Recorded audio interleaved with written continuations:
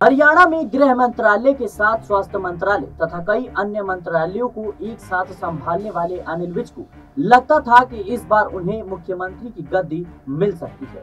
कुर्सी के लिए रूठे भी, दबाव भी बनाया, पर कोई भी युक्ति काम नहीं आई। सीएम नायब सिंह सैनी मंत्रिमंडल में अब उनका वो रुतबा भी नहीं रहा जो पूर्व सीएम मनोहर लाल खट्टर के समय हुआ करता था, क्योंकि खट्टर मंत्रिमंडल में वे गृह मंत्री, स्वास्थ्य मंत्री के रूप में उनका अलग रुतबा हुआ करता था। कभी सीएम खट्टर को ठेंगे पर रखने वाले अनिल विज ने उनसे केवल इसलिए रार ठान ली थी कि प्रदेश की खुफिया एजेंसी सीएम खट्टर के अलावा उनको भी रिपोर्ट क्यों नहीं करती। झगड़ा इतना बढ़ गया था कि केंद्र को हस्तक्षेप करना पड़ा। नायब सिंह सैनी को इस साल मार्च में जब हरियाणा का मुख्यमंत्री बनाया गया तब अनिल विज नाखुश नजर आए थे।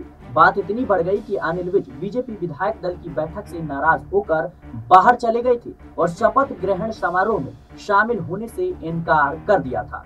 7 महीने बाद 17 अक्टूबर को पार्टी के लगातार तीसरी बार सत्ता में लौटने के बाद अनिल विज ने नए सैनी मंत्रिमंडल में मंत्री के रूप में शपथ ली है, पर अब ना उनका वो रुतबा है और ना ही अब उनकी वो ठसक बची है। चुपचाप खुशी खुशी जो मिला उसे मुकद्दर समझकर रख लिया। गौरतलब है कि चुनाव के बाद उनका एक वीडियो वायरल हुआ था जिसमें वो जो मिल गया उसे ही मुकद्दर समझ लिया गाना गाते हुए नजर आए थे। शपथ ग्रहण के बाद इस बात की अटकलें लगाई जा रही थी कि अनिल विज को सरकार में कोई बड़ी जिम्मेदारी मिल सकती है, लेकिन मंत्रालय के बंटवारे के बाद अनिल विज को बड़ा झटका लगा है। सीएम नायब सिंह सैनी ने अपने पास गृह और वित्त के अलावा आबकारी एवं कराधान योजना, नगर एवं ग्राम नियोजन और शहरी संपदा, सूचना जनसंपर्क, भाषा एवं संस्कृति, न्याय प्रशासन, सामान्य प्रशासन, सभी के लिए आवास, आपराधिक जांच, कार्मिक एवं प्रशिक्षण तथा कानून एवं विधायी विभाग रखा है।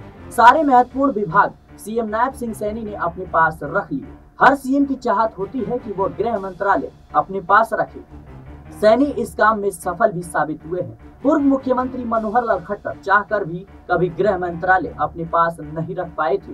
इसी वजह से खट्टर और विज के बीच लगातार तनाव बना रहता था। सैनी के पास गृह मंत्रालय तो है ही, उन्होंने अपने पास आबकारी और वित्त जैसे विभागों को भी अपने पास रखा है। मतलब साफ है कि नायब सिंह सैनी को छोड़कर पूरे मंत्रिमंडल में नंबर 2 की हैसियत में कोई भी नजर नहीं आता। ये बात अलग है कि वरिष्ठता को देखते हुए अनिल विज को नंबर 2 मान लिया जाए, पर अधिकारों और हैसियत की दृष्टि से अनिल विज अब कहीं के नहीं रहे। भारतीय जनता पार्टी में जो लोग किनारे लगाए जाते हैं उन्हें बिल्कुल ही पार्टी जो है अवॉइड कर देती है। देश में कई दर्जन नेता इस समय राजनीतिक वनवास कर चुके हैं। अगर अनिल विज को मंत्रिमंडल में जगह मिल गई तो शायद यह भी कम नहीं है। विज को पार्टी संगठन और सीएम नायब सिंह सैनी का शुक्रगुजार होना चाहिए, अन्यथा अगर उन्हें मंत्रिमंडल में जगह नहीं मिलती तो वो भी कहीं के नहीं रहते और क्या ही कर लेते। फिलहाल अनिल विज जब मनोहर लाल खट्टर को हमेशा दबाव में रखते थे तो नायब सिंह सैनी को वो कितना सम्मान देते।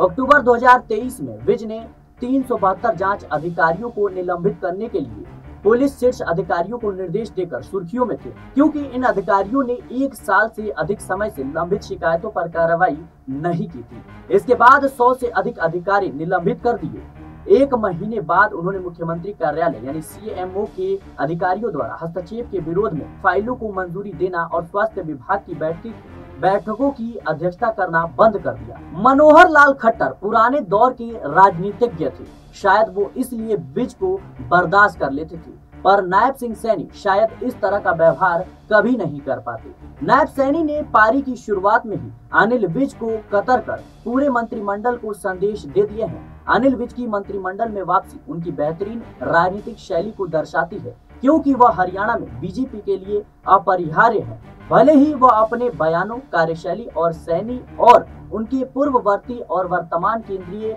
मंत्री मनोहर लाल खट्टर के साथ उनके रिश्ते को लेकर कई बार पार्टी को मुश्किल में डाल चुके हैं। दरअसल अनिल विज की पार्टी में लगातार महत्वपूर्ण भूमिका का मुख्य कारण उनका अंबाला छावनी सीट पर मजबूत पकड़ है, जहां से उन्होंने अब तक 7 बार चुनाव जीता है। बता दें कि और 2009 से लगातार 4 बार जीत रहे हैं। इंडियन एक्सप्रेस लिखता है कि मतदाताओं में उनकी छवि सबसे सुलभ नेता जो उनके मुद्दों का समाधान करने वालों के रूप में है, चाहे वह पुलिस, राजस्व या शहरी स्थानीय निकाय का विभाग का मामला हो।